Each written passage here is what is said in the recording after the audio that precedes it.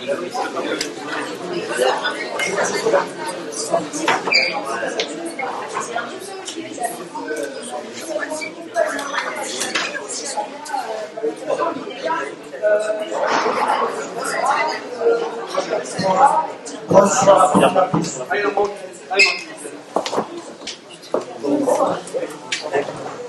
vais faire un présentatif des design et faire revenir pour pouvoir pas de nature à la bio Jacques-Christophe, Galiberani, Garcia Josepha, Rennes Marseille, Inès Baël, Nicolas Louma, Hélène Marie-Hélène, Ara Séraphin, Munoz Dominique, Archemont Nicolas, Calambo Munoz Salvine, Bouffinier Après, Boudé Emmanuel, Co Roger, Caruso Vanessa, Coman David, Agnès Delphine, Gemma Bruno Lapsan, Laura Patricia, Présent. Dieu Jean-François, Présent. Ronel Charline, Présent. Stéphane Simon, Présent. Carillon Pleur, Présent. Estrada Calualizane, Présent. Chantal de Lucas, Dardé Pascaline, Présente. Bouddha Nicolas, Aspa Didier, Présent. Boula Taïssa, Présent. Bendria Nerimen, et Foka Gilles qui a donné pouvoir à Roger Claus.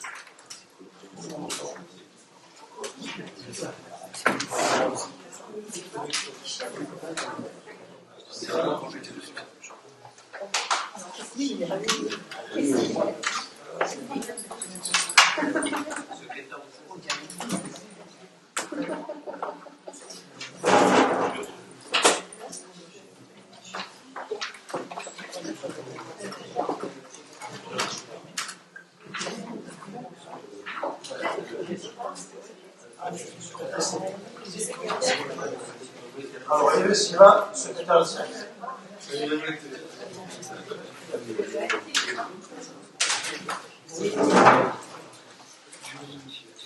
Alors, sur le numéro 1, vous avez l'ordre du jour.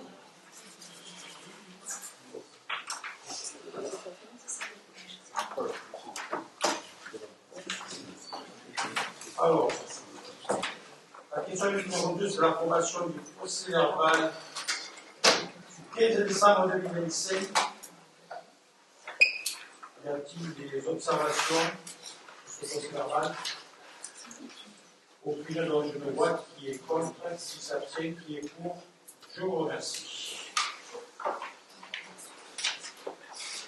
La question numéro 3, c'est les décisions, sur le récapitulatif des décisions que j'étais amené à prendre. Il y en a 1, 2, 3, 4, 5, 6, 7, 8, 9, 10, 11, 12, 13, 14, 15, 16, 17, 18, 19, 20, 21. Y a-t-il des remarques ou des observations sur ces décisions?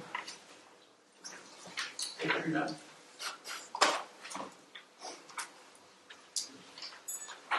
Question numéro 4, finances, c'est le budget principal. C'est le débat d'orientation budgétaire. Alors, avant de passer la parole à M. Graine, je souhaite dire quelques mots en préambule de ce débat d'orientation budgétaire pour 2026 qui constitue un moment important dans notre vie démocratique locale. Nous examinons ce soir les grandes orientations financières qui fêteront l'action municipale pour l'année à venir. Ce débat n'est pas un simple exercice comptable, il traduit une vision, une méthode et des priorités politiques claires au service des habitants de l'Est. Nous évoluons dans un contexte national exigeant. Les finances publiques sont sous tension, les dotations de l'État stagnent, voire même baissent. Les charges contraires augmentent et les collectivités sont appelées à participer à l'effort de redressement. Pourtant, malgré cet environnement contraint, notre commune présente une situation financière solide et maîtrisée. L'année 2025 marque un véritable tournant. Nous avons poursuivi le désendettement de la ville à moins 1 million d'euros en 4 ans de mandat. Un cours de dette s'élève à 13,8 millions d'euros, donc 3,3 millions d'euros de la gendarmerie. Nous avons reconstitué une épargne nette positive. Nous avons restauré des marges de manœuvre durables. Notre capacité de désendettement s'établit à 4,4 ans. Et par souci d'honnêteté et de transparence, si l'on neutralise l'effet exceptionnel de la cession de la caserne de vie, à crédit de 16,6 années. Un niveau qui demeure particulièrement sain et très en dessous des seuils d'alerte de 10 et 12 ans. Ces chiffres ne sont pas le fruit de hasard, ils sont le résultat d'une gestion rigoureuse, constante et responsable. Nous avons maîtrisé nos dépenses de fonctionnement. Elles ont été exécutées à 97%. Et le budget de 2026 prévoit une hausse modérée de 2%. Nous avons compte tenu de l'évolution de la masse salariale, malgré les hausses réglementaires qui s'imposent à nous. La masse salariale, qui représentait 64% des dépenses de fonctionnement, évolue de manière contenue, plus 2,15% malgré. La hausse des cotisations, des obligations réglementaires, la revalorisation des plus bas salaires. Nous avons cherché activement des subventions pour alléger la charge pesant sur le budget communal. 1 million d'euros en 4 ans. Et surtout, nous avons fait un choix fort, de ne pas augmenter les impôts. Dans un contexte où le pouvoir d'achat est une préoccupation majeure pour nos concitoyens, nous maintenons l'ensemble des taux communaux inchangés. Mais la rigueur ne signifie pas l'immobilisme. En 2026, nous maintenons un programme d'investissement ambitieux. 6,9 millions d'euros de dépenses réelles d'investissement et 4,9 millions consacrés aux équipements. Nous continuerons à investir dans le cadre de vie, dans les écoles, dans les équipements publics, dans la modernisation de nos services, dans la sécurité, dans les projets structurels qui façonnent l'avenir de notre territoire. Nous démontrons qu'il est possible d'investir fortement tout en désendettant la ville. Et nous démontrons qu'il est possible d'améliorer le cadre de vie sans augmenter la pression fiscale. Nous démontrons qu'une gestion sérieuse permet de conjuguer ambition et responsabilité. Et ce débat doit être à la hauteur des enjeux, transparent, constructif et tourné vers l'intérêt général. Notre cap est clair, préserver l'équilibre financier, protéger le contribuable et préparer l'avenir de demain. Voilà ce que je voulais dire sur ce préambule du débat d'orientation budgétaire et je profite de l'occasion pour remercier les services, notamment M. Frédéric Zaheux, le directeur général des services et des services de finances, avec M. Graine qui s'occupait des finances et bien sûr tous les élus qui ont contribué à faire ces budgets et à faire en sorte que les chefs de service et de famille qui faire en sorte d'être rigoureux dans les dépenses. Il y a encore du travail à faire. Voilà. Donc maintenant je laisse la parole à M. Marcel. Merci Monsieur le maire et mesdames, messieurs, et merci pour ce préambule qui donne bien le cadre dans lequel a eu lieu ce débat d'orientation budgétaire. Le diaporama qui va vous être présenté se fonde sur le rapport d'orientation budgétaire qui a été diffusé avec l'ordre du jour de ce présent Conseil. Il a été présenté également au comité consultatif local des finances la semaine dernière, de façon à informer à la fois un certain nombre d'élus, dont ceux qui sont minoritaires, et des personnes, des citoyens de Metz, on va qualifier de la société civile ayant des compétences en matière de gestion, d'avoir connaissance par avance de cette présentation. Alors, ce qu'on va faire, c'est peut-être couper une partie de la lumière, le bouton de droite, de droite. Voilà, de façon à ce qu'il y ait une meilleure vision. Les décisions au projecteur, et malheureusement, certains chiffres, vous aurez peut-être du mal à les lire. Alors, nous allons démarrer en rappelant les points principaux du contexte général dans lequel nous nous trouvons. Ce contexte général, il est d'abord macroéconomique, c'est celui de l'année 2026. Donc, le projet de loi de finances 2026, en fait, c'est inscrit dans la poursuite du redressement des comptes publics engagé en 2025, avec un déficit prévu de moins 5% du produit intérieur brut, en rappelant qu'il était de moins 5,4% en 2025. L'objectif est de stabiliser, puis réduire l'endettement public et contenir la charge de la dette avec un retour sur le seuil de 3% de déficit prévu en 2029. Enfin, la France reste sous procédure pour déficit excessif depuis juillet 2024 et doit respecter la trajectoire de correction européenne. On note que ce projet de loi de finances 2026 est conforme aux recommandations du Conseil de l'Union européenne en date du 21 janvier 2025. Et dans ce cadre-là, les collectivités territoriales continueront de contribuer à la maîtrise du déficit, représentant environ 20% de la dépense publique. Alors, qu'y a-t-il dans cette loi de finances 2026 ? Alors, parlons d'abord de dotation globale de fonctionnement. Elle est maintenue à son niveau 2025, après 3 années d'augmentation, puisqu'on avait connu plus 790 millions d'euros entre 2023 et 2025, avec une évolution inférieure à l'inflation. Il y a une minoration de 586 millions d'euros en 2026, dont 368 millions d'euros pour le bloc local. Cela part en prélèvement sur les variations d'ajustement, dont la DCRTP. S'agissant maintenant de la compensation pour abattement industriel, il y a application d'un coefficient de minoration de 19,3% pour amener la compensation proche du niveau de 2021, mais à noter que l'impact est faible pour la commune. Enfin, s'agissant du fonds vert, il y a une nouvelle réduction de 300 millions d'euros après un passage de 2,5 à 1,15 millions d'euros. Non, c'est milliards d'euros. En 2025, affectant les projets d'adaptation au changement climatique des collectivités. Alors, budget principal. Quelles sont les orientations budgétaires 2026 ? Eh bien, nous allons poursuivre un programme d'investissement dynamique. Ce programme d'investissement est ambitieux car il s'agit de répondre aux besoins des habitants et entretenir son patrimoine. Rappelons les rénovations emblématiques achevées, la place Aristide-Briand, le boulevard des Remparts, l'école Elian et le système de chauffage de l'hôtel de ville. C'est sa couverture, il n'y pleut plus. En 2026, 6,9 millions d'euros sont consacrés aux investissements, dont 4,9 millions d'euros pour l'équipement communal. Si on regarde l'avenir, eh bien, nous prévoyons des études, d'équipement des services et des grandes opérations pour un patrimoine modernisé et fonctionnel. Donc, petit focus sur les réalisations réalisées. Donc, vous voyez la photo de la place Aristide-Briand, la photo de l'école Eliante, la rénovation du boulevard des Remparts, et puis la rénovation de la toiture et du système de chauffage de l'hôtel.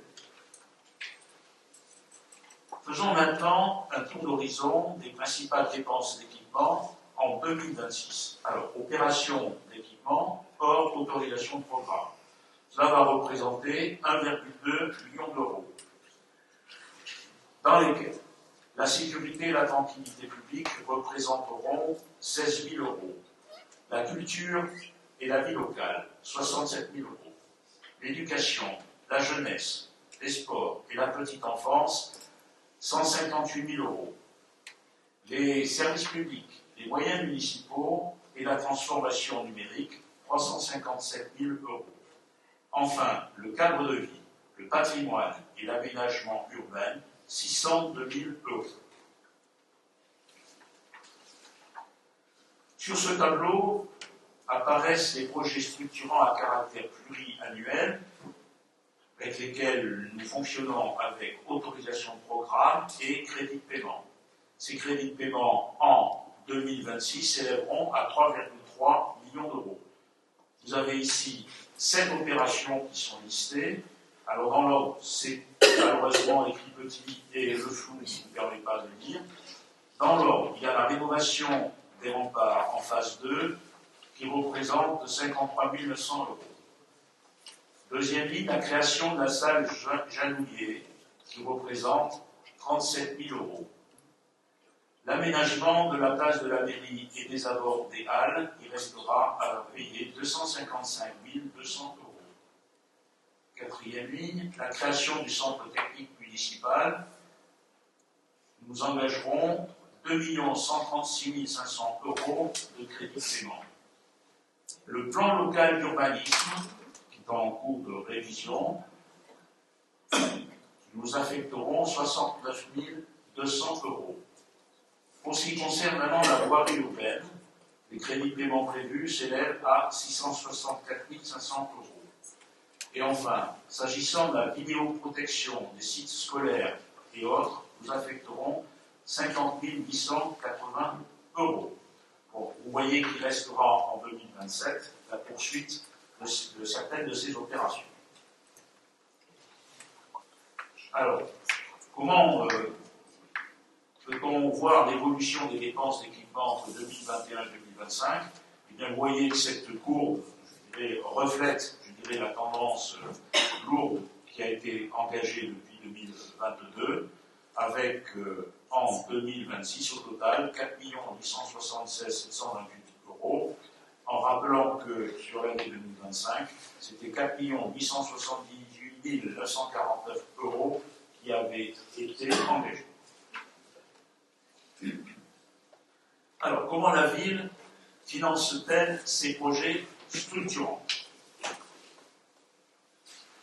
Eh bien, il s'agit d'abord de maîtriser le budget de fonctionnement et de dégager la plus grande capacité d'autofinancement, ce qui est vraiment au cœur de la priorité de l'équipe municipale. Les dépenses 2025, pour le rappeler, ont été consommées à 97%. S'agissant des prévisions 2026, ils ne devraient pas dépasser les plus 2% seulement. Les services municipaux sont mobilisés pour contenir la hausse des charges dans un contexte inflationniste et le chapitre 11 connaîtra une progression de 1,58%. Les principales dépenses auxquelles il faut faire face, c'est l'énergie, la maintenance, la restauration scolaire, les animations et les assurances. Un focus maintenant sur la masse salariale, c'est-à-dire le chapitre 12. Alors, la masse salariale représente 64% des dépenses de fonctionnement, avec une hausse modérée de plus 2,15% en 2026. Tout ça, c'est lié au financement de la Caisse nationale de retraite des agents des collectivités locales, à l'évolution du SMIC, à l'évolution du RIFSEF, c'est le régime indemnitaire, l'évolution des dépenses de santé, à la mobilité régionale et aux recrutements qui sont ciblés. Les objectifs fixés au service des ressources humaines, il s'agit là d'optimiser la masse salariale et adapter les services aux besoins des citoyens. Cela en mettant l'accent sur l'anticipation des besoins, la mobilité interne et l'amélioration des conditions de travail pour limiter l'absentéisme. Alors, quelle est la structure et quelle est l'évolution reconnue des effectifs municipaux, des agents municipaux? Sur ce tableau, vous avez une courbe qui manifeste l'évolution, mais le tableau du bas est plus intéressant et on mesure de 2019 à 2025. Nous passons à un total de 250 personnels en 2019 à 259 en 2025. Vous noterez qu'en 2023, il y a une augmentation qui apparaît sensible de ces effectifs. Il s'agit de l'intégration du service petite enfance dans le budget principal, service petite enfance qui était jusque-là sur le budget du Centre communal d'action sociale.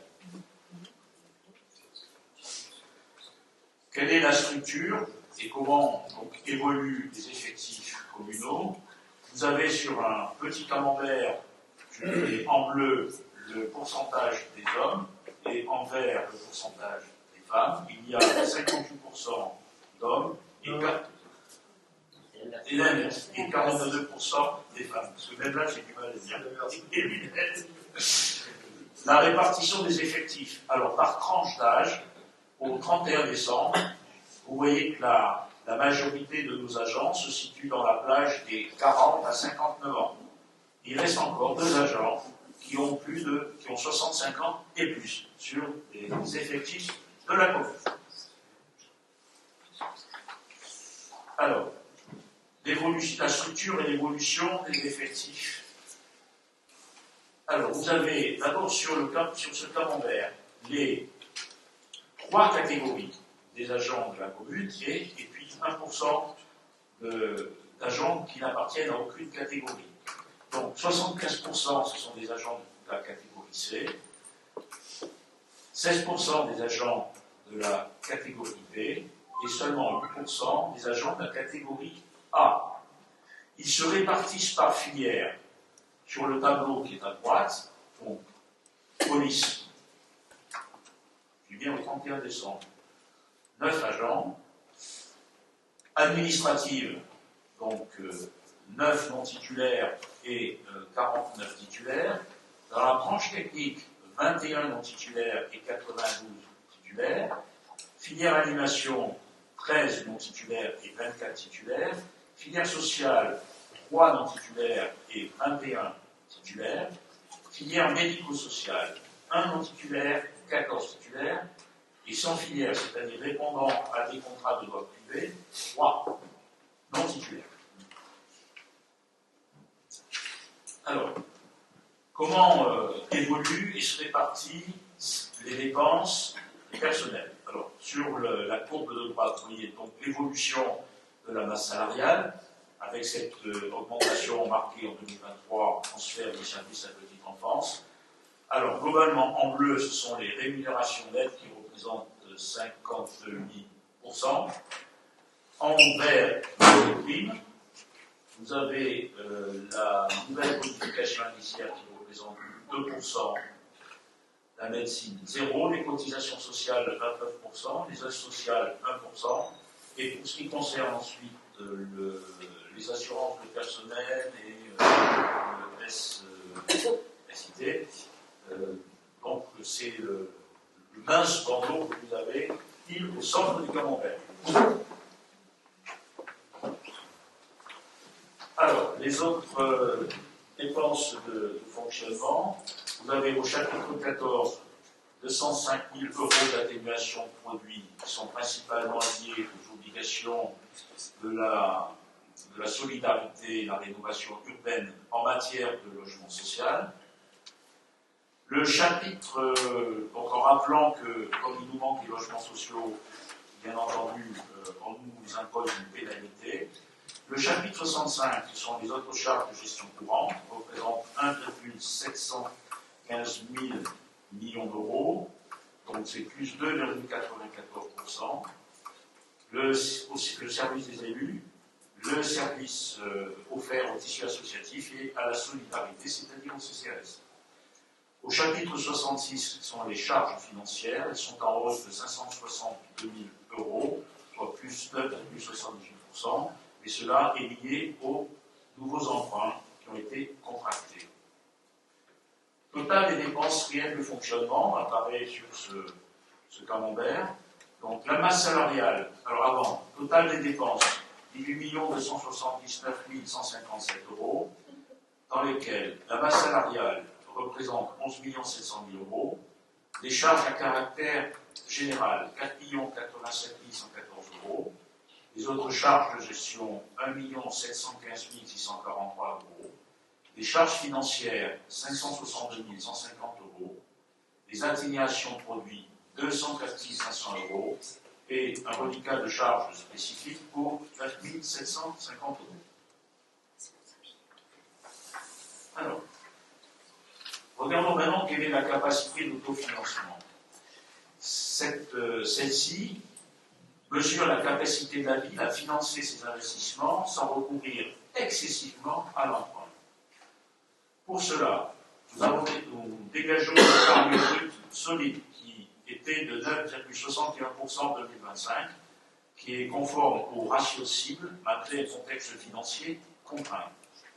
C'est aussi un indicateur clé de la solidité et de la résilience financière de la collectivité. Ainsi, en 2026, 2,7 millions d'autofinancements seront mobilisés pour soutenir les investissements et limiter l'endettement. S'agissant maintenant des subventions, près de 3 millions d'euros de subventions ont été mobilisés entre 2022 et 2025 auprès des partenaires institutionnels qui sont bien entendu multiples. Cela est le résultat d'un travail structuré et constant des services pour sécuriser les financements dans un contexte budgétaire qui lui reste très contraint. Enfin, des partenariats ont été renforcés pour investir durablement en limitant l'autofinancement et le recours à l'emprunt. Sur le tableau qui suit, partie gauche, vous voyez l'évolution des subventions notifiées entre 2022 et 2025, puisque nous avons atteint 997 029,50 € en 2025, donc vous notez une progression qui est quand même significative. Les partenaires qui ont versé des subventions, bien entendu, si on part de la droite vers la gauche, donc sens d'export de somme, l'État représente 22%, la région 7%, le département 25%, 7 agricoles Méditerranée 33%, Héro-Énergie 3%, l'Agence de l'eau 5%, l'ADEME 1%, l'Agence nationale du sport 2% et la Caisse d'allocation familiale 2%. Alors, comment la ville finance ce texte, son fonctionnement? Alors, c'est là où interviennent les recettes fiscales qui jouent le rôle le plus important.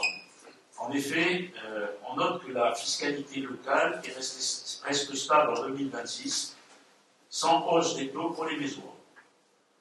Le produit fiscal est estimé à 12,4 millions d'euros, dont près de 90% issus des contributions directes. Dans ces recettes fiscales, la taxe foncière bâtie constitue la principale ressource de la commune. Et l'évolution du produit total repose uniquement, s'agissant surtout de la taxe foncière, sur la revalorisation des bases, soit plus 0,6%, et le dynamisme du territoire. 0,6%, c'est ce qui est indiqué par l'État. Le dynamisme du territoire, c'est l'évolution physique du nombre de propriétés qui sont petit à petit assujetties suite à des constructions, des rénovations. Et donc, il y a une grande prudence dans les prévisions parce que la notification officielle des bases fiscales 2026 ne nous a pas encore été faite. Alors, les autres impôts et taxes. Il y a là-dedans des recettes fiscales complémentaires issues de l'intercommunalité et de la dynamique du territoire. Des reversements intercommunaux sécurisés qui représentent 622 000 €, avec notamment des attributions de compensation. Les droits de mutation, l'estimation reste prudente à 750 000 € en 2026. Cela reflète normalement la reprise progressive du marché immobilier. La taxe consommation finale d'électricité. Consommation finale d'électricité stable à 220 000 €, c'est lié aux usages et à la consommation énergétique du territoire. Enfin, les autres taxes qui sont mobilisées, celles sur les pylônes électriques, les droits de place, la taxe locale sur la publicité extérieure, avec, pour cette dernière, on va améliorer, pour optimiser, ce qui a déjà été engagé, et améliorer cette ressource en 2026. Quelles sont les dotations et subventions? Alors, rappelez que les dotations de l'État restent le pilier essentiel du financement communal. La dotation globale de fonctionnement est estimée à 1,2 milliard d'euros en 2026, dans un contexte d'arbitrage nationaux encore incertain.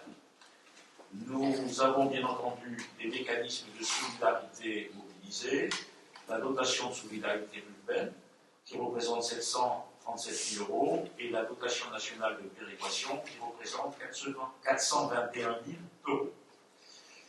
Des dotations également destinées à réduire les inégalités de ressources entre collectivités. Enfin, voyons apparaître 131 000 € de compensation fiscale pour atténuer l'impact des exonérations décidées par l'État. Alors, quelles sont les subventions des autres partenaires? On l'avait vu sur le calendrier. Alors, nous sommes dans le cadre d'un partenariat structurant historique avec la Caisse d'allocation familiale, cela au service de l'enfance et des familles. Nous bénéficions d'un soutien déterminant aux crèches, centres de loisirs, à la parentalité et à la petite enfance.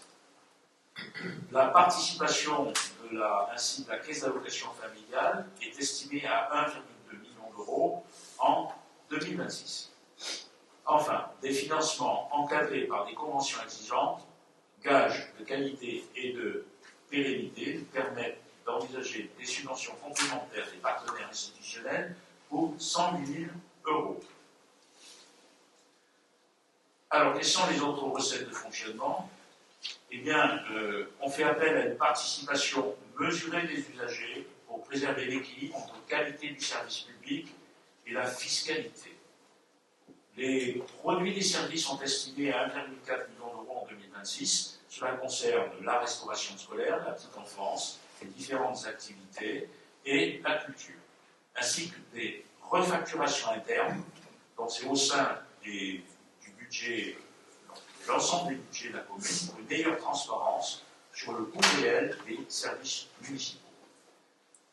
Enfin, les autres recettes de fonctionnement sont estimées à 498 000 euros. Elles comprennent des remboursements de personnel, des loyers municipaux et des reprises sur condition. Donc, le total des recettes réelles de fonctionnement s'élève à 18 647 856 euros, dans lequel la fiscalité locale et les impôts représentent 13 024 000 euros et 653 euros. Les dotations et participations, 3 737 254 euros. Les produits des services, 1 387 909 euros. Les loyers, 350 000 euros. Remboursement personnel, 100 000 euros. Et les provisions et produits financiers, 48 040 euros. Alors, sur ce tableau où apparaissent les recettes et les dépenses, alors je sais que ce n'est pas lisible pour les personnes qui sont dans la salle.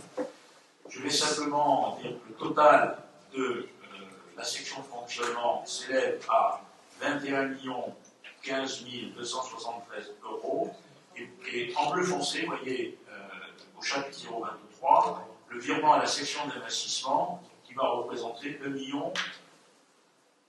9 375 euros. Vous suivez la flèche jaune qui permet d'aboutir sur la section investissement avec ce virement de la section de fonctionnement qui est donc en bleu. Le total en matière d'investissement, donc les dépenses comme recettes, est à 9 864 874 euros. Voilà pour cette présentation. Alors, nous, bien entendu, nous nous appuyons sur un endettement sain et maîtrisé et un focus sur la structure de la dette. Alors, il faut rappeler que la dette est saine et sans risque. Tous les emprunts qui sont actuellement en cours sont classés 1A, c'est-à-dire sans risque, selon la charte Gisler. La dette se compose actuellement de 41 emprunts, pour un encours au 1er janvier 2026 égal à 13 839 512 euros. La durée de vie résiduelle moyenne de l'encours de dette est de 9 ans et 3 mois, ce qui traduit une maturité d'emprunt pleinement cohérente avec la nature et l'horizon des investissements financiers. Vous voyez apparaître l'évolution de l'encours de la dette depuis 2021 jusqu'en 2025. Vous voyez que nous partons en 2021 de 14 865 724 euros, nous sommes à 13 382 512 euros. Le commentaire de droite vous indique, je dirais, dans cette dette, les emprunts qui sont à fixe, qui représentent 88% des emprunts. Le livret A, c'est en gris, représente 7,87%. Et les taux variables de seulement 3,87% sur cet ensemble des emprunts. Alors, la structure de la dette. vous avez ici le profil d'extinction de la dette. Donc en rappelant que la ligne bleue, c'est le capital remboursé, et la ligne orangée, les intérêts qui sont versés. La répartition par prêteur fait l'objet du camembert de gauche, dans lequel, alors en bleu moyen, c'est le Crédit Agricole qui est à 32%. La banque s'appelle BAWAG, représente 25%. BAWAG, c'est l'emprunt lié à la gendarmerie. La caisse d'épargne, 19%. La caisse des dépôts et consignations, 8%. Arkea, 7%. La SFU CAFIL, 5%. Et les autres prêteurs, 4%. Cette capacité d'autodésendettement, et donc elle mesure le nombre d'années nécessaires pour rembourser la dette en y consacrant toute l'épargne brute, avec un niveau inférieur à 10-12 ans, qui traduit bien la situation financière saine et maîtrisée. Alors en fait, en 2025, elle s'établit à 4,4 ans avec la cession de la caserne d'Ypres, mais hors cet effet ponctuel, elle reste solide à 7,6 années, qui est le reflet de la situation structurelle de la commune. Un focus maintenant rapide sur les budgets annexes, qui sont au nombre de 6. On va démarrer sur le restaurant municipal. Alors, sur le restaurant municipal, la section de fonctionnement s'élève à 2 30 002 € et la section d'investissement à 101 605 €.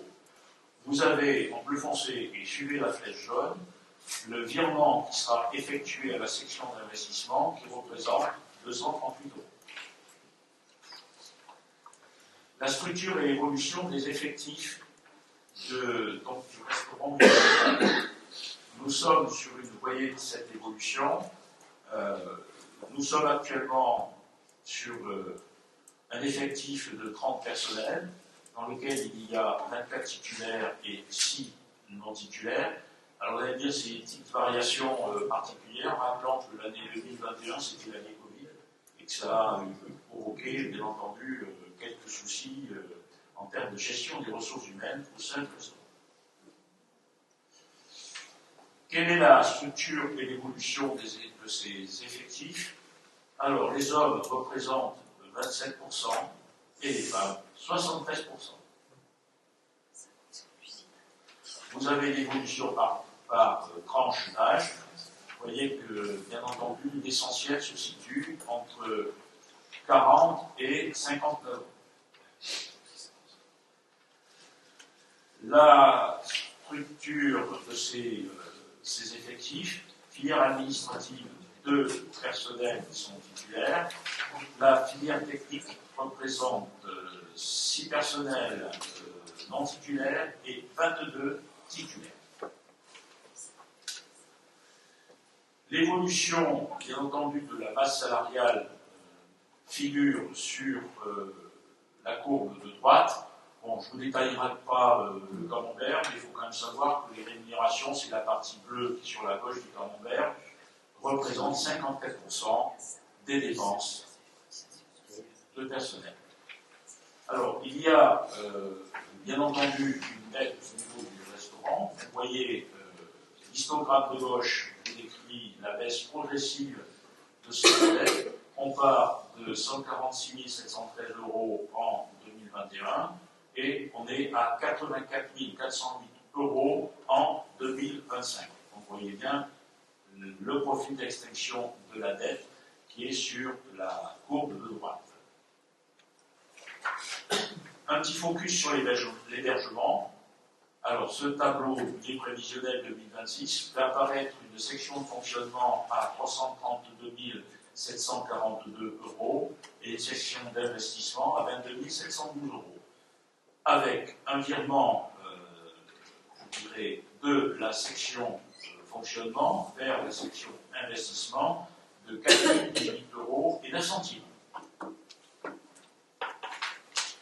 Maintenant, allons Isson-les-Voiles et allons vers le port mixte, le budget prévisionnel 2026. Alors, en fonctionnement, s'élève à 458 108 euros et à 303 986 euros en investissement, avec un virement de la section de fonctionnement vers la section investissement de 8 096 euros.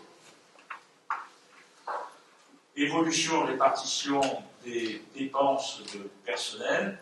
Le camembert, bien entendu de gauche, vous montre cette répartition. Ici, en vert, les rémunérations représentent 58% de la dépense. Et l'évolution de la masse salariale apparaît sur la courbe de droite. Quelle est la structure de la dette du port mixte? Donc, vous voyez l'évolution à travers l'histogramme sur la partie gauche de la diapositive. Donc, il augmente et passe à 506 962 euros en 2025. Les courbes de droite représentent le profit d'extinction de la dette du port mixte qui, normalement, sera éteinte en 2046. Allons voir maintenant du côté du Mont Blanc. Donc ici, la section de fonctionnement s'élève à 141 405 euros, sa section d'investissement à 360 145 euros, et il n'y a pas de virement de la section fonctionnement à la section investissement. Enfin, presque la fin, nous avons un focus sur le budget annexe du camping-car. Alors, en section fonctionnement, il s'élève à 197 309 euros et en section d'investissement à 200 732,40 euros, avec un virement à la section d'investissement, depuis la section de fonctionnement, de 175 389 euros. La structure de la dette. Alors, nous partons en 2021 de 74 525 euros et nous, au compte administratif 2025, nous arrivons à 63 016 euros et 22 centimes. Avec, sur la courbe de droite, l'évolution du remboursement de cette dette. La courbe bleue, c'est le capital, et la courbe orangée, ce sont les intérêts. Et pour terminer, le budget annexe du Thalassa, donc sur ce budget prévisionnel 2026. La section fonctionnement va s'élever à 44 791 euros et 75 centimes. La section investissement à 38 151 euros et 43 centimes. Avec un virement à la section d'investissement, depuis la section de fonctionnement, de 786,35 euros. Quelle est la structure de la dette? Comment cela va évoluer? L'encours de la dette était de 215 451 euros en 2021, atteint fin 2025, 168 060 euros et 69 centimes. Le profil d'extinction apparaît sur la courbe de droite, avec en bleu ce qui correspond au remboursement du capital et en orangé le versement des intérêts. Bien, mesdames, messieurs, je vous remercie de votre attention et on peut rallumer la cour. Merci. Merci. Merci, M. Rennes. Pour un conséquent, il est proposé pour le conseil municipal de délibérer sur cette affaire et le cas échéant de prendre acte du rapport si joué de l'orientation budgétaire au budget 2006 présenté pour l'année 2026, de prendre acte du débat intervenu de charger M. le maire d'effectuer les formalités décrites ci-dessus concernant la transmission, la mise à disposition du public de la publication du rapport 6 juin. Y a-t-il des questions? Madame Estrada. Juste une petite question, puisque j'ai été en commission des finances, donc j'ai pu poser toutes les questions que je voulais. Sur les subventions de la région, il est annoncé 7%, et je voulais savoir la part qui était prévu dans le contrat pour centre, s'il y avait un lien, où en était ce dossier. Voilà, c'est tout.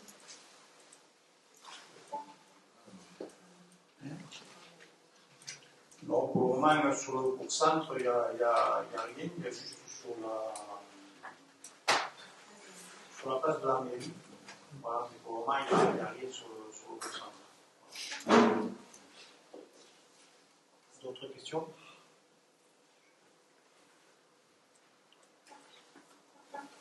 Je vous vote qui est contre, qui s'abstient, qui est pour.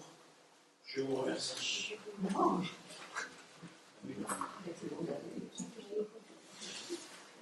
Alors, la question numéro 5, c'est les finances, c'est le tarif 2026 du corps mixte. Et je laisse la parole à M. Nicolas Chébaud. Merci, M. le maire. Les tarifs qui ont été transmis sont identiques à ceux votés l'année précédente. Ils ont été approuvés à l'unanimité par le conseil portuaire, le prof Grigner. Il appartient aujourd'hui au conseil municipal de délibérer. Je vous propose donc de les approuver. Y a-t-il des questions sur le corps mixte? Aucune.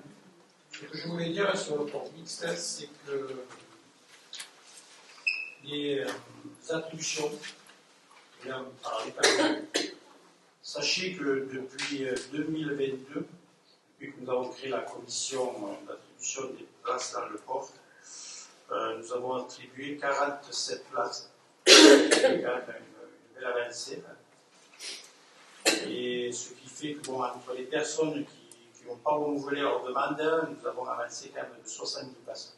Voilà. Ce qui n'est pas négligeable. Sachez qu'au départ, il y avait quand même une liste de 120, qui est toujours de 120, mais qui. Voilà, ce que je veux dire, c'est qu'il y a beaucoup de gens qui ont eu un amont, c'est-à-dire 47 exactement. Voilà. Donc c'est une bonne chose, c'est de la clarté. Et la liste est affichée à une commission. Certes, des fois, il y a des discussions, puisque les places, c'est en fonction de la grandeur du bateau et même de la largeur, quand c'est un petit port. Voilà. Sachez que cette commission a bien travaillé et je peux dire que c'est une belle réussite. Voilà, ça, je voulais en parler. Donc, je vais vous voir maintenant pour le tarif du 2026 du port mixte. Il y a-t-il des questions?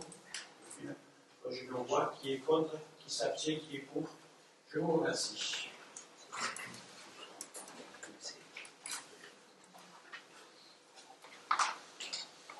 La question numéro 6, c'est les finances, c'est le tarif 2026 du port du Bourg-Blanc, et je laisse la parole à M. Chébaud. Merci, M. le maire. Les tarifs qui ont été transmis sont identiques à ceux de 2025. Ils ont été approuvés à l'unanimité par le conseil portuaire du port du Bourg-Blanc le 3 février dernier. Il appartient aujourd'hui au conseil municipal de délibérer. Je vous propose donc de les approuver. Y a-t-il des questions? Aucune. Alors, sachez qu'il y a quand même une exonération de la redevance portuaire pour 2026 et que le conseil départemental compensera le manque à gagner de la mairie qui est gestionnaire du port. Voilà. Ça, c'est des décisions qui ont été prises par rapport à la crise de Colchicole. Et après, sur les paiements de 2025, il y a des possibilités, des échéanciers. Voilà. Mais sachez que 2026 sera pris en charge par le département. Alors, je vais au vote qui est contre, qui s'abstient, qui est pour. Je vous remercie. La question numéro 7, c'est la garantie d'emprunt pour FDI Habitat. Je vais laisser la parole à M. Jean-Christophe Davigo. Bonsoir. Donc, il est proposé de garantir l'emprunt que FDI Habitat va faire pour l'acquisition de 11 logements locatifs sociaux. FDI a obtenu un prêt à la Banque des Territoires, la Caisse des dépôts de cotisation, pour un montant de 1 067 096. Donc, ces prêts sociaux pour les bailleurs sociaux sont systématiquement l'objet de demandes de garantie, soit auprès des agglos, soit auprès des communes. Donc, conformément à l'accord de principe qui a été donné après plusieurs échanges, FDI sollicite la garantie du contrat de prêt 190 734, constitué de cette ligne qui a été annexée au projet de délibération que vous avez reçu à hauteur de 25%. Il est donc demandé au conseil municipal de bien vouloir accorder sa garantie à hauteur de 25%, pour le remboursement d'un prêt de 1 077 096 €, ce qui représente 266 774 € de garantie. Augmentée de l'ensemble des sommes pouvant être dues au titre de ce contrat de prêt, cette garantie est accordée pour la durée totale du prêt jusqu'à son complet remboursement conformément à la loi d'amortissement. Voilà, c'est très classique quand on essaie d'avoir des logements sociaux sur une commune, les bailleurs sociaux qui sollicitent des garanties qui ne sont jamais mises en œuvre, puisque les bailleurs sociaux sont plutôt solides de l'exploitation. Y a-t-il des questions? Je même quand je le vois qui est contre, qui s'abstient, qui est pour. Je vous remercie.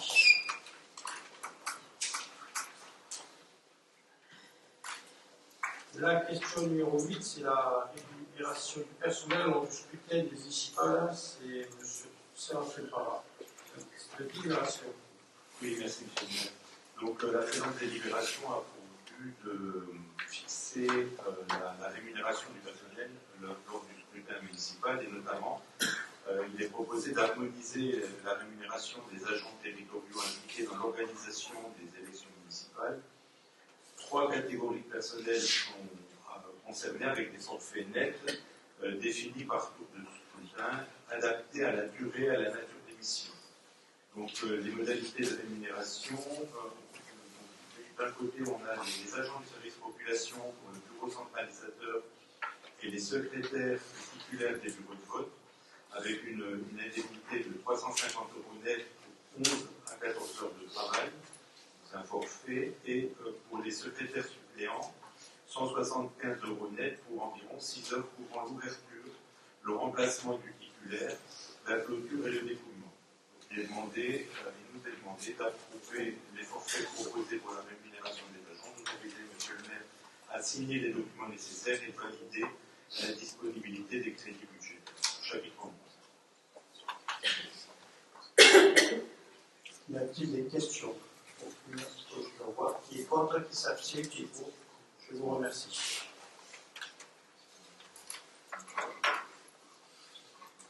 La question numéro 9, la rémunération du personnel lors de la mise sous pli de la campagne électorale, et je laisse vous la parole à M. Séraphin Parra.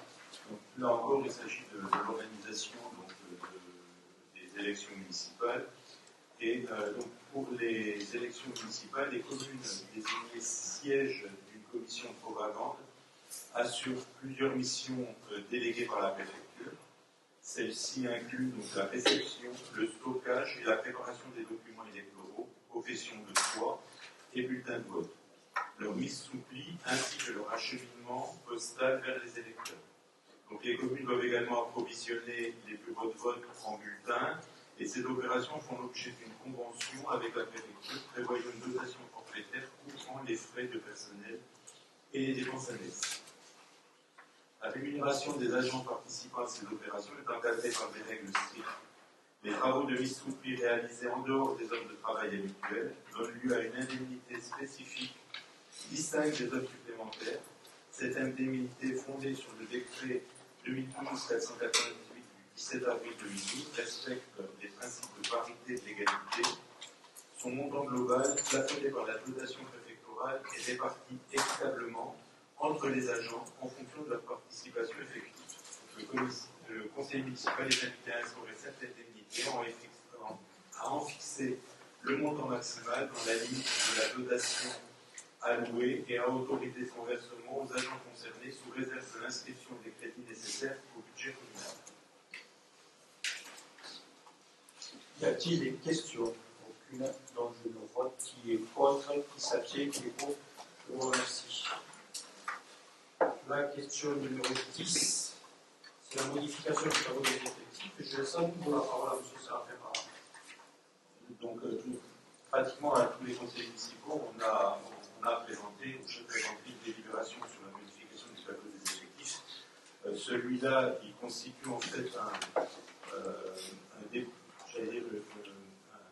déboussirage de l'ensemble du tableau en mettant l'évolution en fait du tableau, des carrières des agents, les départs en retraite, les avancements, les intégrations de nouvelles filières. Donc, ces suppressions ont été soumises pour avis au comité social territorial qui s'est réuni le 26 janvier dernier. Donc, il convient de supprimer au budget général 38 postes. Vous avez la liste donc, à l'annexe qui est fixée à la délibération. Au budget cuisine, un poste, et au budget du corps, un poste. Et de créer des postes correspondant à des évolutions de carrière, notamment des recrutements. Au budget général, donc, on a 3 postes d'adjoint administratif, adjoint d'animation et adjoint technique. Au budget cuisine, un adjoint technique.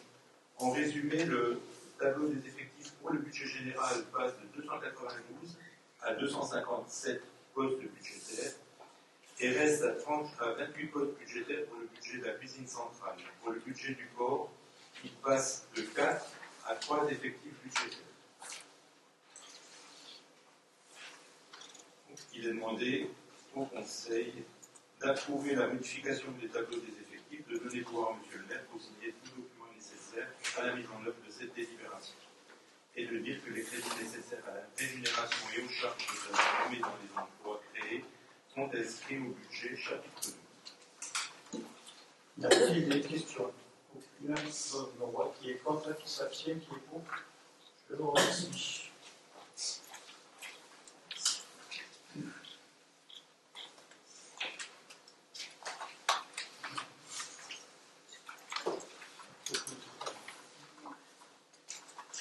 La question numéro 11, c'est sur l'autoroute A9, c'est pour voir pour créer une entité intercommunale pour accompagner les études préliminaires à la création d'une sortie d'autoroute au nord du bassin de Thau.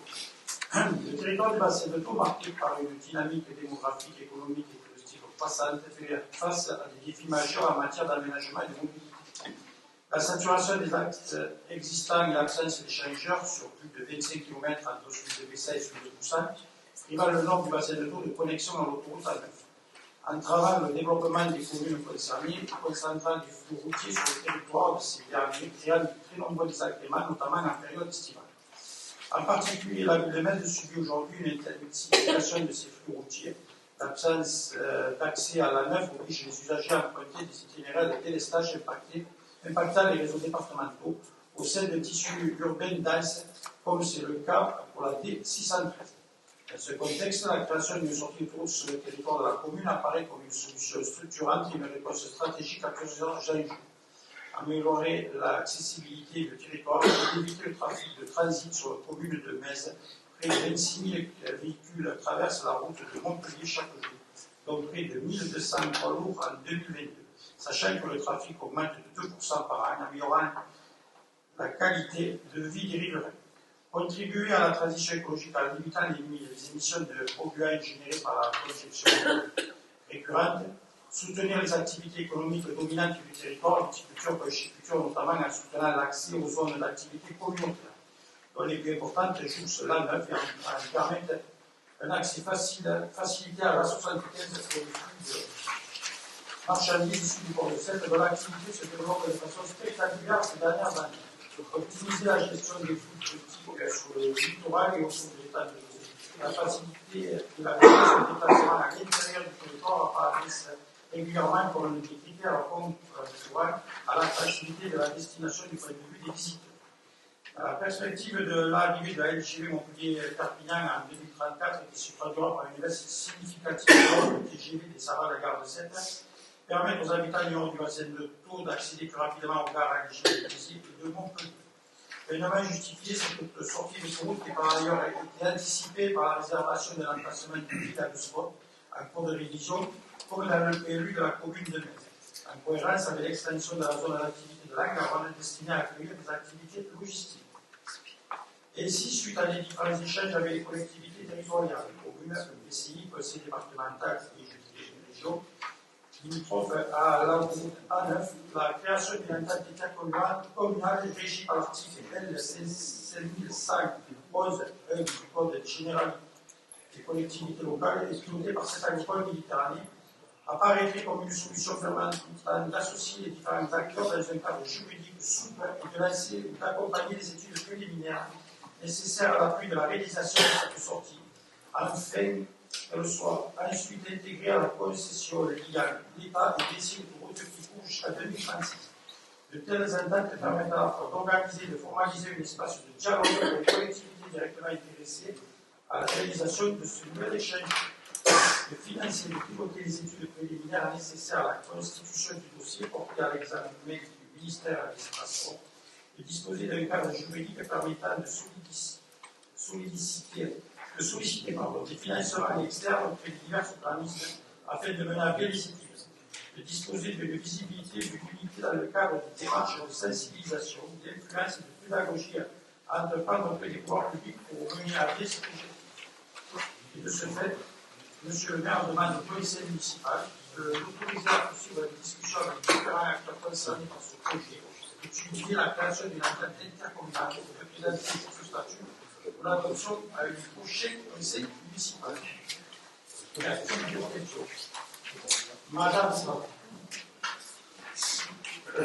on note la déclaration d'intention d'aller un peu plus loin dans ce projet de sortie d'autoroute. Pourquoi pas effectivement, le drame qu'il y a eu récemment, ça prouve que la traversée de Metz est un boulet d'étranglement, il faut trouver une solution. Donc oui, pourquoi pas une sortie d'autoroute. En tout cas, il faut l'étudier pour voir si ça répondra à toutes les problématiques. Mais qu'en est-il d'une mesure qui nous paraît aussi complémentaire, c'est le contournement de Metz. Et juste dans ce document, vous citez les communes concernées, mais est-ce que vous pouvez en savoir juste un peu plus?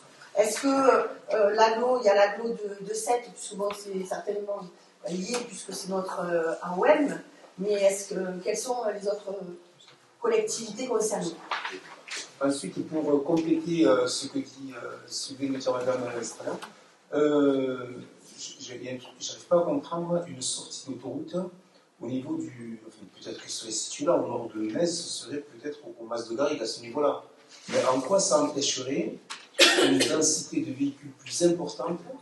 Parce que là, si je lis, c'est entre le port de Sète et l'autoroute à 75, trouver une solution pour limiter ce flux de véhicules qui passerait par la ville.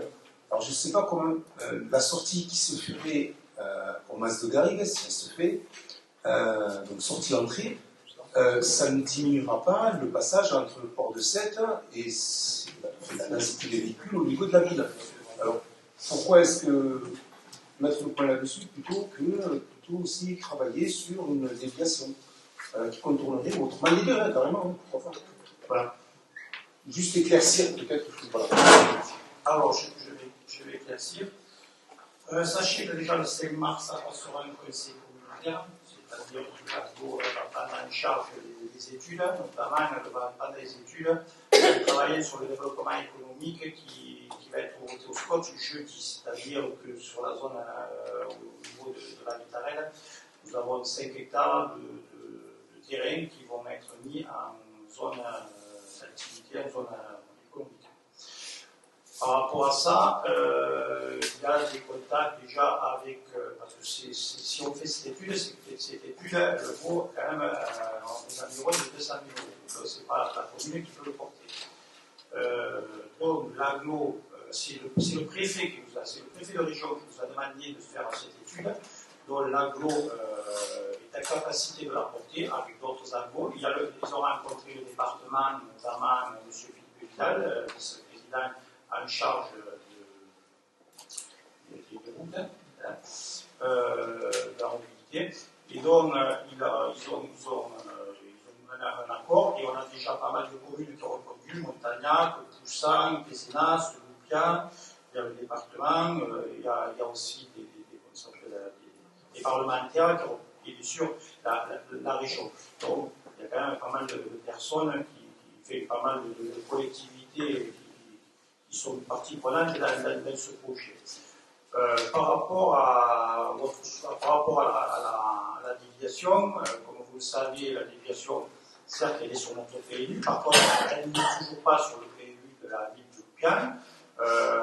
Le département, vous connaissez la situation financière du département, ils ont attaqué les études, mais pour le moment, ça n'avance pas beaucoup. Donc, si ça reste, écoutez, travailleront sur la déviation.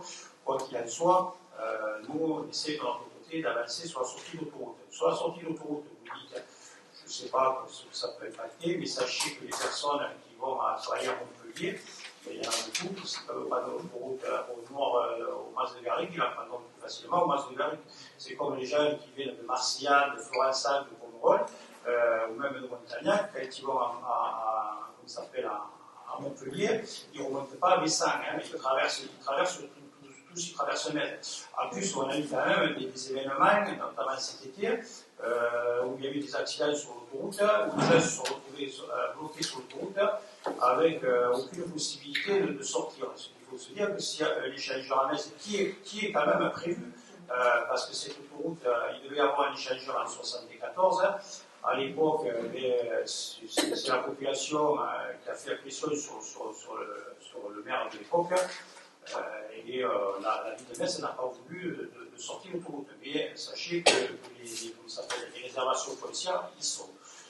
Peut-être que ce ne sera pas tout à fait les mêmes, mais quoi qu'il en soit, elles y sont. Donc il y a eu ces événements. Ces événements auraient pu, si les gens étaient sortis de cette autoroute par Metz, ils auraient pu prendre directement la 75, ça aurait pu fluidifier le trafic au lieu de se retrouver tout ce monde dans les villes et villages. Parce que Metz, encore, c'est assez large, mais je ne sais pas si vous passez la Pomerol ou la Florensac pour aller à Bessan, c'est vraiment pas pratique. Il y a eu un autre événement qui a eu lieu au mois de décembre, la sortie de l'Hérault à Pézenas. Et là aussi, les gens qui voulaient aller sur Béziers, il fallait qu'ils repartent tous à Poussac. Et à Poussac, le matin, je peux vous dire, vous y allez peut-être travailler à 7 heures, c'est un sacré bazar le matin et le soir, parce qu'il y a tout le monde sur ce secteur-là. Donc voilà, dans cette autoroute, je veux dire, elle serait primordiale et puis après, il y a aussi des obligations, parce que tant qu'il n'y a pas de solution à proposer, mais les transporteurs ils peuvent être obligés de prendre l'autoroute et de sortir, de rentrer à Metz et de sortir à Toussaint pour aller au Fort 17. Ils peuvent aussi, ça peut. Mais quand vous n'avez pas d'autres liaisons, il ne faut pas les poser. C'est exactement comme les convois exceptionnels. Les convois exceptionnels, il y en a qui il faut les interdire. On n'a pas de possibilité d'interdire les convois exceptionnels. On peut juste les réglementer sur certaines horaires, sur les sorties d'école, c'est ce que l'on fait. Et je peux vous dire que c'est respecté. Et le jour où il y en a une qui passe dans la sortie d'école, il est verbalisé, puisqu'on les verbalise par caméra. Voilà. Donc cette sortie d'autoroute, pour nous, elle est primordiale. Et là où je suis content, c'est que, enfin, l'aglo, le président Linares a pris ce sujet, c'est un sujet important pour le nord du bassin de Pau. Et puis, même les villes à côté, que ce soit le Pian, le maire de Montagnac, je veux dire, il y a beaucoup de maires qui adhèrent à cette idée-là. Voilà, après, on sait que ça ne va pas se faire comme ça dans 2 jours, et on travaille là-dessus. Voilà.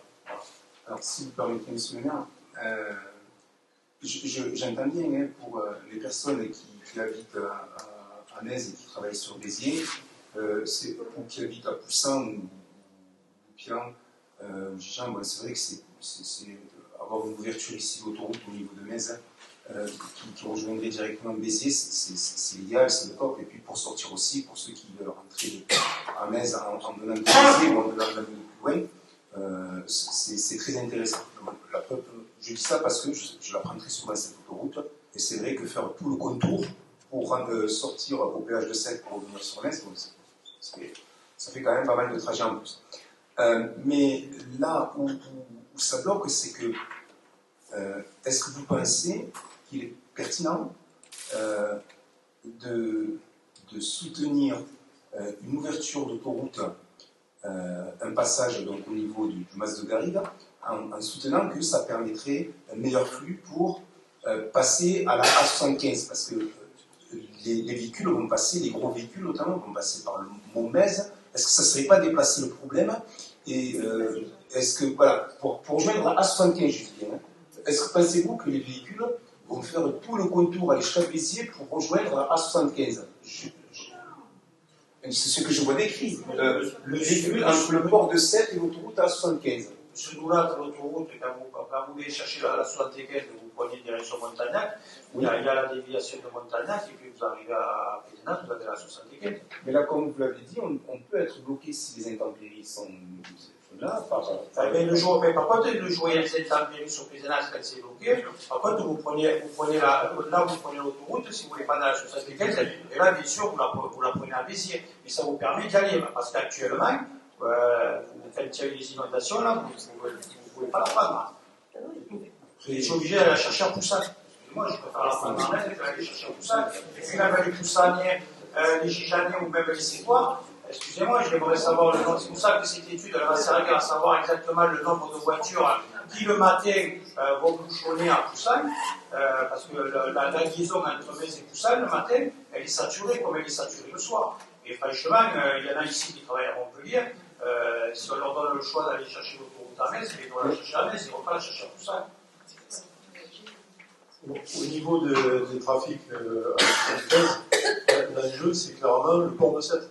C'est-à-dire qu'aujourd'hui, vous avez un trafic animaux, notamment, très important, qui transite du Massif central, qui embarque à Sète, qui va dans le Maghreb. Vous avez tous les mobilhommes, toutes les éoliennes qui font l'inverse, qui arrivent, y compris les véhicules maintenant. Vous avez vu au port de Sète le stock de véhicules qu'il y a. Tous ces véhicules-là qui remontent vers le nord de la France, ils passent par la Suisse. Donc aujourd'hui, vous avez un trajet préférentiel qui peut être très facile. Port de Sète, autoroute, surtout si nous on interdit le passage à Metz. Voilà, autoroute Poussin, autoroute Metz et autoroute Metz-Montagnac, où la déviation existe. Donc on n'a pas de perturbation ni sur Montagnac ni sur Metz. Alors aujourd'hui, ce flux important, il est très... pour nous, on regarde ce qui se passe à Metz avec les véhicules, etc. Au niveau de l'État, il ne regarde pas ça. Il regarde la desserte nord du territoire de Thau et la desserte flux port de Sète. Et ça, c'est important. Et ça explique que tout le monde se retrouve sur un dossier comme ça. Parce qu'il n'y a pas que l'intérêt des autres. Nous, c'est très intéressant pour nous. Mais il n'y aurait pas une intercommunale à l'échelle qui va se faire avec le soutien que l'on a aujourd'hui si on n'avait pas tous ces flux internationaux. Aujourd'hui, 26 000 véhicules, on peut dire qu'il y en a les trois quarts qui ont rien à foutre en Metz. Aujourd'hui, dans la situation actuelle, on supporte ça. Donc ce dossier il est important.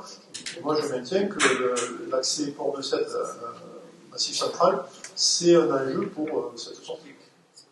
Alors après, au niveau masse de Garrigue, c'est pas au niveau masse de Garrigue, les réservations foncières qui appartiennent déjà à Vinci, elles sont route de Marseillan. C'est le gros dépôt que vous voyez quand vous partez route de Marseillan. Vous êtes au rond-point de la ZAE, vous tournez pour aller à Marseillan. Vous avez l'aire de grand passage. Oui. Et juste après, vous avez un gros dépôt. Tout ça, ça fait partie de l'autoroute. C'était la sortie initiale de Metz. Ça appartient déjà au foncier. Donc les réservations sont existantes. Il n'y a pas d'expropriation. Sachez qu'il y a aussi un autre problème. Bon, le département, je pense qu'il ferme un peu l'œil, mais je pense que s'il y a une sortie d'autoroute là, par contre, ils se montreront intransigeants. C'est les ponts de l'entrée de Metz qui sont très fragiles. Sachez que déjà, ils sont en dessous, c'est des ouvrages qui sont anciens. On est déjà sur le palace, on est déjà, bon, ils ont mis à 48 tonnes, mais je peux vous dire, ils mettent 48 tonnes parce qu'ils ne veulent pas, mais normalement, ça doit être plus bas. Et ces ouvrages, ils ont été arrangés il y a à peu près, il y a une dizaine ans à peu près. À mon avis, dès qu'il y aura cette occasion, si jamais la sortie de l'autoroute, ils baisseront, et pour moi, à mon avis, ils seront coincés. Ils ne pourront plus passer sur ces ouvrages-là parce qu'ils sont quand même très anciens et ils sont quand même fragiles. Oui, parce que l'idée, ce serait de limiter ce flux de polluants, et qui sont susceptibles de passer par la ville de Metz pour essayer d'atteindre au plus rapide et au moins cher, bien sûr, parce que ça va coûter le moins cher. La sortie qui se ferait donc apparemment du côté de l'aire de passage. Des cas dénoratifs de cette aire de passage, en fait, s'il y a une sortie là. Le passage, elle ne bougera pas, elle n'est pas sortie. Les terrains sont derrière. Alors, après, sachez voilà, que c'est pas pour autant qu'on abandonne la sortie. Déjà, je pense qu'au niveau du département, là où il faut qu'on mette l'accent, c'est sur la 158, parce qu'il y a beaucoup d'accidents entre la zone du Mas de Garrigue et la déchetterie. très très dangereuse, parce que si cette route est arrangée, je peux vous dire qu'il y en a déjà pas mal, il y a beaucoup qu'on a fait quand même, parce que les gens râlent, on a fait des modifications de la circulation, et toutes ces voitures qui passaient là, elles passaient toute la mètre, elles passaient au bord des écoles. Alors sachez que si on est réélu, de toute façon, il y a des choses qui peuvent se faire, hein, puisque au niveau de Lidl, il va y avoir des logements qui vont se créer avec un axe routier qui va se faire entre le rond-point de Magne, de Lidl, et le chemin de Romagny. Donc ça va permettre de délester tout ce quartier-là. Ils vont arriver directement sur le rond-point, ça évitera de descendre à la clinique vétérinaire qui engorge, et le chemin de Cagoulou. Voilà, donc après on verra un peu la circulation. Et voilà, donc on y travaille, et sachez que voilà, nous, ce qu'on veut au niveau du département, c'est que déjà, ils arrivent à faire les acquisitions foncières et qu'ils élargissent cette 158 là qui est très très dangereuse.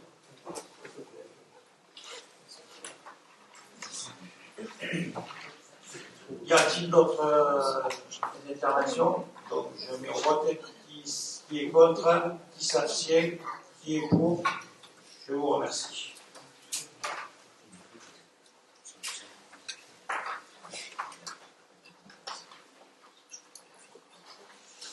La question numéro 12, c'est foncier, c'est la session manière parce que de parcelles à L40 et 41, lieu de matérialisation naturelle. Je laisse la parole à M. Beck. Merci, M. le maire. Donc, on voit que ce secteur nord de Metz, il est un petit peu à un jeu. Donc, là, les parcelles, vous avez vu sur le plan, hein, c'est quand on rentre pour tourner vers le Mas de Garrigue, c'est les terrains qui sont situés entre l'autoroute et la route d'accès. Donc, il y a deux parcelles. L'aglo cherche depuis qu'en fait il est interdit d'agrandir la déchetterie de Palace. L'aglo recherche des terrains pour avoir une déchetterie capable de supporter le nombre de bassin d'eau. Là, il y a même des terrains, etc. Donc on a trouvé un accord, on leur vend ce terrain. C'est une zone naturelle, mais on est en révision du PLU, donc on va travailler sur le règlement de la zone de façon à ce que les équipements publics soient autorisés. Donc on a fait estimer par les OMEL, on a pris les OMEL, hein, donc on propose de vendre ces terrains. Ça permettra donc une meilleure desserte et peut-être des flux justement sur cette décennie 58 qui est très accidentogène. Et ça permettra d'avoir une déchetterie dans un seul sens, où on rentre, on a des caissons à droite à gauche et on ressort. On n'a pas des mouvements comme on peut avoir dans la déchetterie. Voilà, on propose de procéder à la vente de ces terrains au niveau au prix des logements. Y a-t-il des questions? Madame Estrada. Donc en fait, préalablement, il va falloir que dans le cadre de la révision du flux, ces deux parcelles qui sont en zone naturelle deviennent constructives. Non, on peut très bien avoir une zone naturelle qui admet des équipements publics. D'accord. On n'est pas obligé de sortir de la zone naturelle. Vous ne sortez pas de la Et on zone peut avoir un naturelle. règlement qui prévoit, par exemple à Pézenas, il y a une zone naturelle qui a le stade de Tiers. Ouais. Donc on travaille actuellement au niveau de la révision du PLU, on le présentera en commission d'urbanisme et on va travailler avec les Oui, comme on n'en a pas parlé en commission d'urbanisme, je me posais cette question. Et il n'était pas envisageable de se lancer dans une expropriation du côté de la Vicarelle, ce site qui est quand même assez bien délivré. Quand on rentre dans le mètre, on tombe sur on aurait pu faire d'une pierre deux coups, garder la zone naturelle et avoir cette déchetterie. Alors la Vicarelle est une zone naturelle, malheureusement. Donc, sur la Vicarelle, il faut savoir qu'on est attaqué par le propriétaire de la Vicarelle qui veut faire déclasser justement le zonage de zone naturelle, puisqu'on a fait des contrôles d'urbanisme et il a construit un mur, etc. Donc on a fait des contrôles, on est en infraction d'urbanisme, et lui, contre-coup, il attaque le PLU de la ville et il demande la révision au tribunal administratif de ce zonage-là. Donc, l'expropriation, ça risque de durer un certain temps, on va dire. Donc, pour cette zone-là, on travaille actuellement sur l'impact LGV, puisqu'il y a des compensations qui sont dues par SNCF Réseau.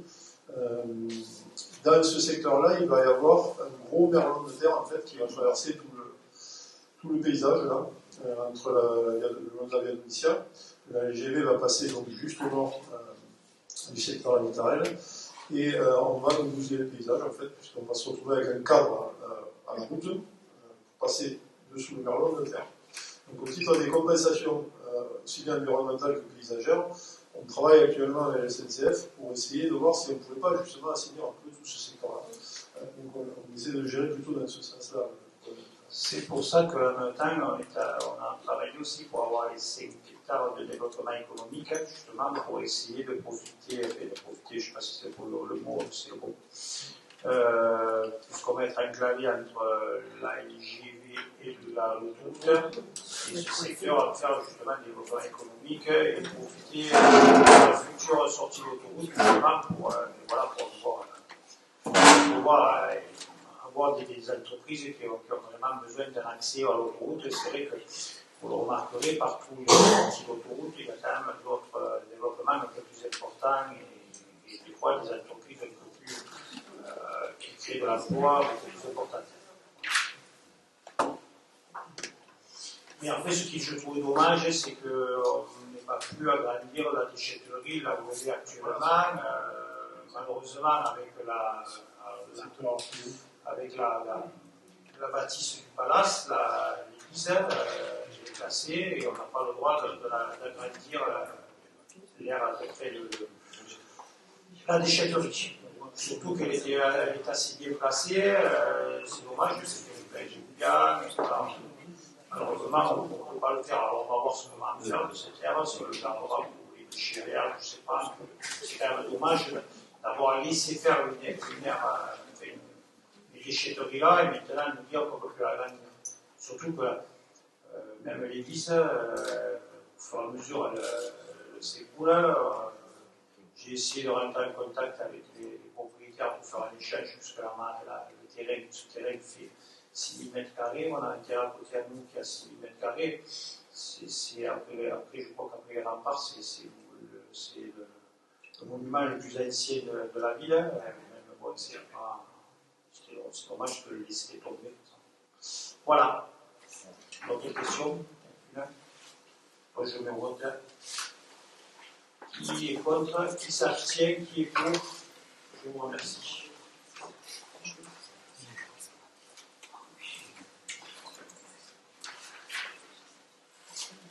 La question numéro 13, c'est le foncier, c'est le bilan des acquisitions des cessions immobilières 2025. Je laisse la parole à M. David. Voilà, donc c'est un état annuel obligatoire qu'on a déjà fait.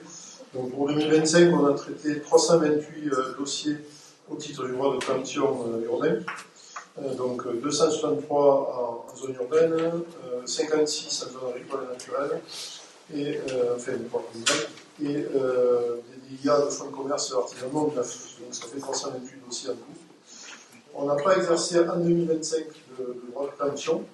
On a parfois orienté les vendeurs et les acquéreurs, notamment par exemple pour réaliser des centres de recours, des choses comme ça, mais on n'a pas eu d'exercice en tant que tel de droit de préemption urbain. Au titre de la délégation de la préemption des espaces naturels sensibles, on n'a pas eu de préemption en 2025. On a eu une décision qui a été prise le 1er août.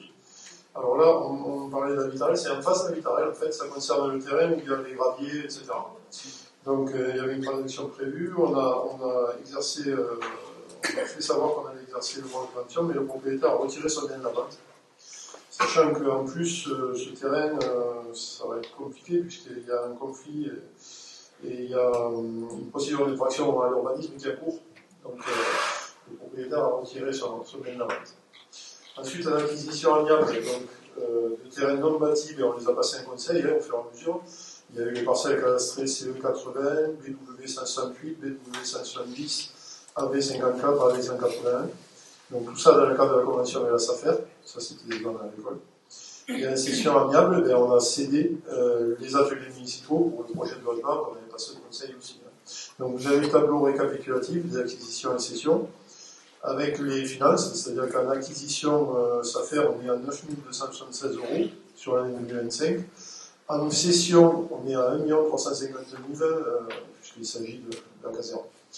Et le total donc, des mouvements qui ont affecté l'actif communal, c'est celui-là.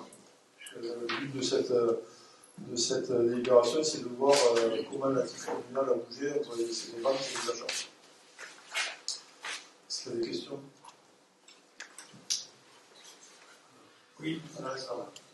La cession là, à 1 350 000, c'est la caserne des vitres, c'est ça à la Cimabat. Actuellement, les employés municipaux continuent à. Sa technique, il est toujours. Ils sont toujours là. Ils sont toujours là. Est-ce que. On est en location. Il y a une location. Oui. D'accord. Vous pouvez me dire le montant du loyer? C'est 52 000 annuels, 30 000. 54 000 euros annuels. Et là, les travaux vont commencer au centre technique, ils vont commencer chez Spinelli, là-haut, dans la zone du Mazegaric.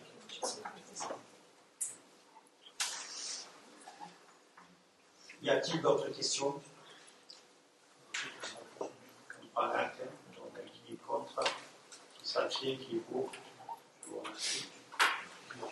La question numéro 14, c'est l'urbanisme, c'est l'amélioration de l'habitat, c'est l'octroi de subvention de façade année 2026. Alors, je laisse la parole à monsieur Davigo. Oui, merci, monsieur. Donc, on a fait la commission annuelle. Cette année, donc on a respecté le budget qui était affecté chaque année. On a des règles d'attribution qui sont échangées. Donc, on a à vous présenter ces dossiers quand on recueille l'avis de la commission. Donc, vous avez les noms et les adresses. La commission a bénéficié des photos avant-après pour trancher. Donc, on est sur une bonne année, on va dire, puisque d'habitude, on n'a pas autant de dossiers à début d'année. Il faut noter qu'il y a un succès chaque année de plus en plus important et qu'on voit bien l'effet dans la rue, c'est souvent dans la même rue que les gens disent moi aussi je vais essayer de le faire. Et on a des demandes de renseignement. Donc c'est une très belle opération, cette opération façade. La norme, normalement, doit reconduire, mais on n'a pas fait les mêmes règles. Mais en cumulant les situations de la ville et les situations de l'agglo, c'est une vraie aide pour le ravalement des façades et l'embellissement de la ville. Est-ce que vous avez des questions? Aucune question, donc je m'envoie. Qui est contre, qui s'abstient, qui est pour? Je vous remercie.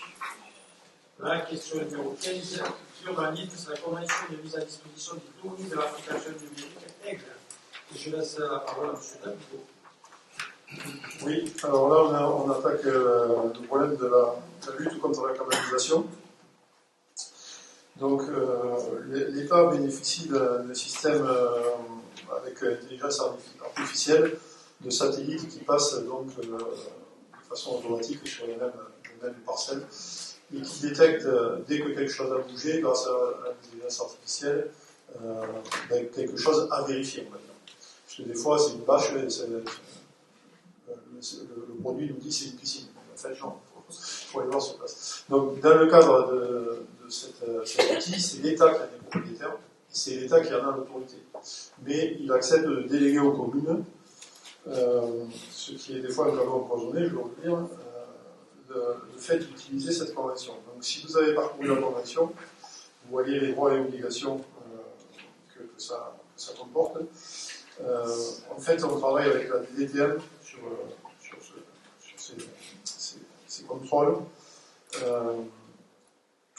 Quasiment toutes les communes qui sont signataires de la charte contre l'urbanisation sont signataires aussi de cette délégation du système Aigle. Pour tout vous dire, on a quelques récriminations aujourd'hui à faire. On a certains dossiers qui nous agacent très fortement sur la ville et qui sont très lents parce que c'est la justice qui est lente en fait. C'est-à-dire qu'une fois que nous on a fait le travail de contrôle et qu'on a déféré une infraction d'urbanisme, il faut attendre. Il faut attendre des fois 2 ans et demi, des fois 3 ans que la justice fasse son travail. Quand c'est pas classé, ça peut arriver. Et ça c'est quand même assez crispant. puisqu'il y a des gens qu'on contrôle qui défèrent immédiatement à enlever la caravane, à enlever le mobil-homme, etc. Et puis il y a des gens qui, le garant, n'ont rien à foutre et qui attendent d'être condamnés au tribunal et qui vont en appel et ça peut durer 5, 6, 7 ans facilement. Donc c'est un peu incompréhensible pour les citoyens qui voient qu'on a une stratégie de lutte qui est quand même efficace, puisqu'il y a des choses qui sont évitées, mais il y a quelques points crispants sur la commune, qui mériteraient d'aller beaucoup plus vite. Mais une fois qu'on a fait le travail, on s'en remet à la justice et il faut que le temps de la justice se passe. Et il est très long. Voilà. Donc la stratégie, c'est quand même d'éviter que les situations s'inquistent. Et grâce à cet outil, on peut aller assez vite dès qu'il y a un changement. Jusqu'avant, il passait tous les 3 ans, satellite, mais il ne va pas tarder à passer tous les 6 mois. Donc ça évitera d'avoir des situations qui s'inquistent et qui sont très difficiles après à régler une fois que les gens sont là. Il faut rappeler aussi dans ce domaine qu'il y a une prescription, c'est-à-dire que certains cas ne sont pas réglables, tout simplement parce qu'ils sont prescrits, parce que les gens n'ont pas agi à temps, et donc les gens, ils sont dans une situation qui est reconnue comme illégale, mais qui est prescrite. Et tant qu'ils ne touchent pas au bâti, ils resteront à vie dans cet état. Si jamais par contre ils s'amusent à bouger, à faire une ouverture, à agrandir, etc., la prescription tombe. Donc l'outil est quand même efficace, puisque en surveillant régulièrement, on voit s'il y a des agrandissements, etc. Oui, c'est le cas de l'habitat réel, où systématiquement il y a l'habitat réel et les objets en lieu, quelques dossiers comme ça qui sont très très bons. Voilà, donc on vous propose quand même de signer cette convention, parce que c'est un outil qui permet d'éviter que ça s'inquisse et d'éviter que ça progresse encore le problème de la canalisation. Y a-t-il des questions? Oui, moi ce que je voulais dire, c'est vrai, je te l'ai dit à Christophe, il y a quand même des sujets qui sont préoccupants, notamment à l'heure au-dessus de l'autoroute, qui est les âges de la rue, aujourd'hui ils ont été condamnés à 2 ans de prison, et 1 an, je crois. Et là, dernièrement, ça s'est fait il n'y a pas très longtemps, ils ont stocké des centaines de pneus, des voitures, et c'est sur 2 hectares, c'est scandale. J'ai alerté la sous-préfète dernièrement, je pense qu'à un moment donné, il va falloir qu'on fasse une action pour faire circuler les véhicules ou pas, parce que si demain il y a une service de cette zone, je pense que ça, on n'a pas fini d'avoir de la fumée noire sur l'aide, parce que franchement, si vous voyez le tas de pneus qu'il y a, je ne sais pas comment ils ont fait pour ramasser tous ces pneus, s'ils se font payer par certains garagistes, je ne sais pas, mais franchement, c'est vraiment très compliqué. J'ai l'impression que ça n'avance pas. Ils sont condamnés un peu partout, ils ont été condamnés à Gijam, à 7 ils sont condamnés à Castelnau-le-Lez, et voilà, mais ça continue. Voilà, donc je passe au vote. Qui est contre, qui s'abstient, qui est pour. Je vous remercie. La question numéro 16, c'est le bilan des marchés publics 2025. Je vais laisser la parole à M. Marcel Graine. Merci, monsieur le ministre. Bien, mesdames, messieurs, il faut se rappeler que l'article R 2196-1 du Code de la commande publique relatif à la mise à disposition des données essentielles des marchés publics prévoit, premièrement, un accès libre, direct et complet aux données essentielles des marchés répondant à un besoin dont la valeur est égale ou supérieure à 40 000 € hors taxe sur son profil acheteur dématérialisé. Deuxièmement, une publication au cours du premier trimestre de chaque année de la liste des marchés d'un montant égal ou supérieur à 25 000 € hors taxe conclus l'année précédente. Alors, des tableaux qui ont été annexés à la présente opération vous présentent la situation des marchés conclus en 2025. Je rappellerai simplement, parce qu'il y a des personnes qui ne savent pas, qui n'ont pas connaissance de cette délibération, 15 marchés concernent la tranche supérieure à 40 000 € et 7 la tranche comprise entre 25 000 et 39 999 €. Il est donc demandé de prendre acte de la présentation des 2 listes des marchés conclus en 2025 tel que joint en annexe de la présente délibération. Y a-t-il des questions? Aucune, donc je vous vois qui est contre, qui s'abstient, qui est pour. Je vous remercie. La question numéro 17, c'est la délégation, c'est la service public et stationnement des camping-cars, donc je laisse ce rapport, je laisse la parole à Mme Vanessa Paris. Merci, Monsieur le maire. Par délégation du 26 mai 2025, la collectivité a confié sous forme de contrat de concession de service public l'exploitation de l'aire de stationnement des camping-cars et du Sesquier à la société Camping Car Park. Dans le cadre de ses obligations en tant que concessionnaire, celle-ci a adressé à la ville son rapport d'activité pour l'année 2025 qui vous a été transmis. Il vous est donc demandé de prendre acte de la communication de ce rapport. Y a-t-il des questions? Aucune. Sachez quand même qu'il y a une petite baisse cette année par rapport à canicule. Ouais, au salon des maires, j'ai rencontré les représentants de Camping Car Park et ils m'ont dit que sur le sud, notamment avec les incendies et les grosses chaleurs, il y a beaucoup de gens qui avaient un peu boycotté en coin. C'est vrai que les médias parlaient des incendies, la chaleur, tout ça, il y a beaucoup de gens qui ne sont pas venus. Donc, il y a eu une baisse de fréquentation, notamment sur le mois de juillet. Mais bon, là, en plus, ça a été agrandi, donc ça va reprendre. Donc, il y a des travaux qui vont être faits, notamment des problèmes, il y avait un renforcement électrique, qui peut arranger un peu l'arrêté, il y avait pas mal de détails qui vont être faits. Voilà. Donc, je mets au voix qui est contre, qui s'abstient, qui est pour. Je vous remercie. La question numéro 18, c'est la petite enfance. C'est la demande à la convention d'objectifs et de financement avec la CAF 34. Je laisse la parole à Madame Calibert. Merci, Monsieur le maire.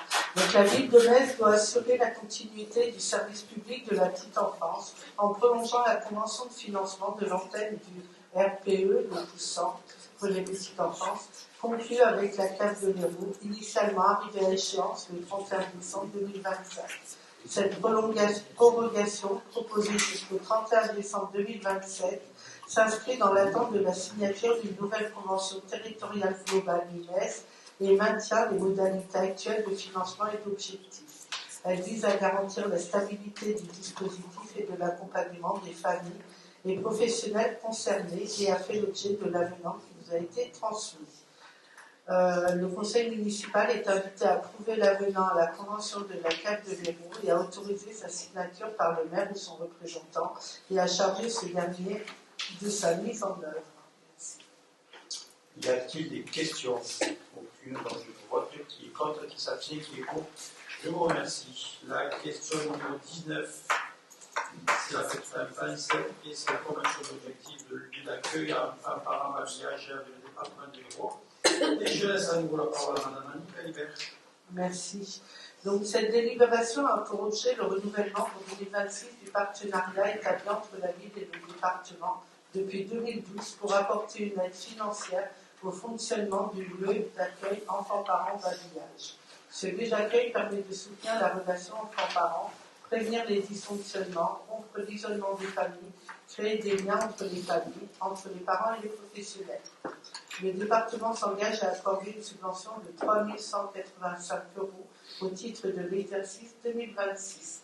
L'engagement et les obligations de chacune des parties sont précisées dans la convention jointe en annexe. Je vous propose donc de bien vouloir autoriser la convention jointe en annexe fixant les objectifs et les conditions de déroulement de cette action de soutien à la parentalité, autoriser Monsieur le maire ou son représentant à signer ladite convention et tout document nécessaire à la réalisation de cette action, et charger Monsieur le maire ou son représentant de prendre toutes les dispositions nécessaires à l'exécution de la présente délibération. Merci.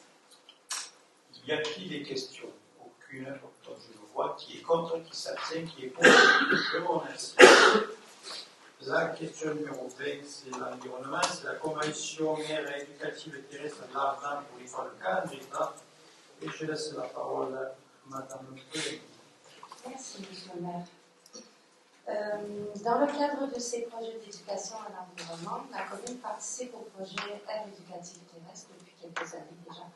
Et je rappelle que ces aires sont de petits territoires naturels gérés de manière participative par les élèves des écoles de Metz. Pour la 3e année consécutive, l'école Calandretta participe à ce projet. Le coût global de cette action soutenue par l'Office français de la biodiversité s'élève à 3 360 €, dont 800 € aux frais de la commune. Les modalités de ce partenariat entre la ville et l'ARNAP sont détaillées dans le projet de convention joint à la présente délibération. Il est donc proposé au conseil municipal d'approuver le projet Aires terrestres éducatives et d'autoriser M. le maire ou son représentant à signer la convention annexe. Y a-t-il des questions? Vous voulez dire tous? C'est l'air qu'il y a à la base. C'est la première fois que ça fait plusieurs qu'on fait. Ensemble des écoles ont participé au projet et c'est la fin du projet avec la commune. Alors, je vais voir qui est contre, qui s'abstient, qui est pour. Je vous remercie. La dernière question, c'est la ville de Metz à une flèche. C'est la préservation de la biodiversité pollinisateur et c'est la maison association La Veille et Voltaise et au groupement des défenses sanitaires apicoles de l'Hérault. Je laisse la parole à M. Nicolas Mouma. Merci, monsieur le maire. La ville de Metz, engagée dans la préservation de la biodiversité et des pollinisateurs, propose d'adhérer à 2 structures locales.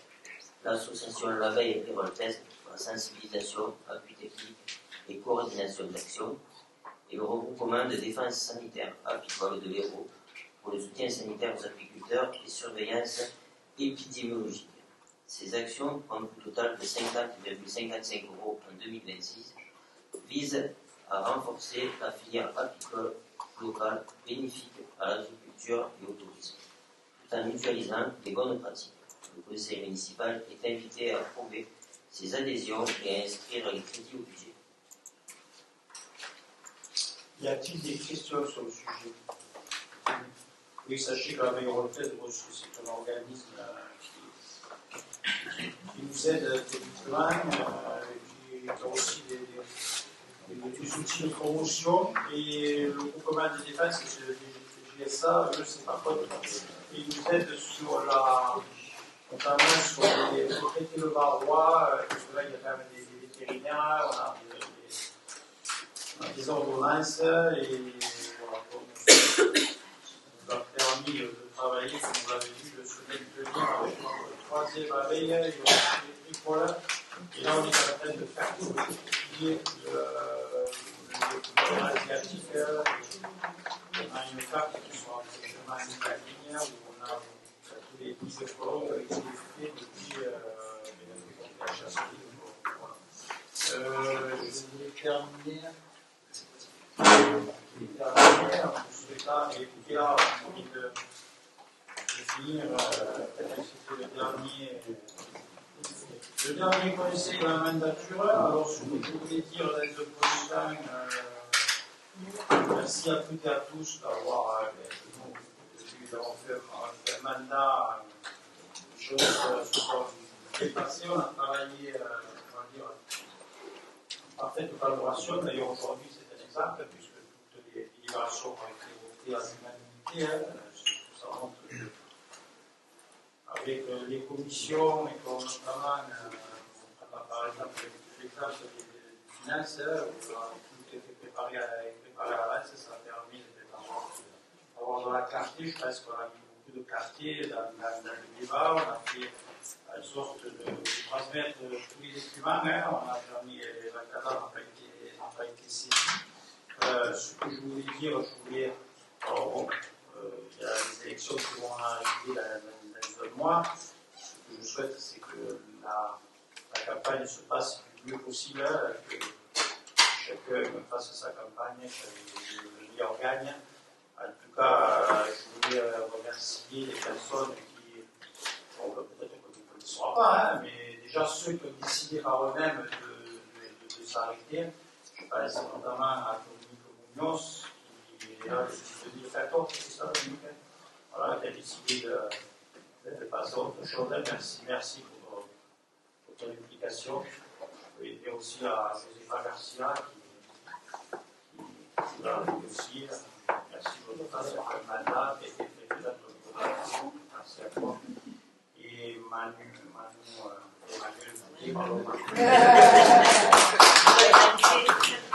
merci en tout cas de votre présence. C'est vrai qu'on a écouté le président et puis je voulais dire, il y a une personne qui ne peut pas être là ce soir et qui m'a demandé de dire un message, c'est Gilles Foucasse, qui est élu quand même depuis le 1er février 2003, c'est-à-dire ça fait 3 ans. Alors je sais qu'il a eu une période où pendant 2 ans il avait auditionné, il a été très très présent. Là il a dit voilà, je souhaite aussi.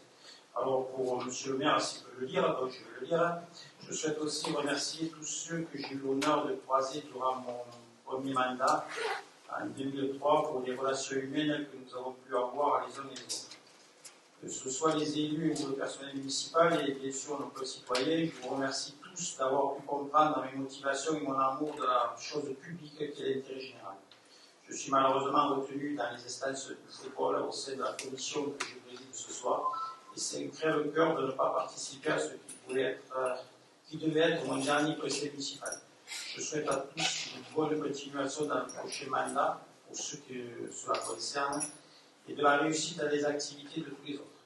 Ce court mandat aura été l'occasion de rencontrer des personnes de qualité. Je remercie M. le maire pour le respect et l'écoute qu'il m'a témoigné. Je le félicite à lui et son équipe pour le travail accompli.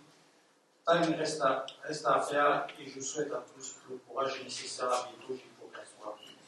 Je voulais y rendre hommage parce que bon, même si on a eu souvent des accords, ça n'a pas toujours été facile.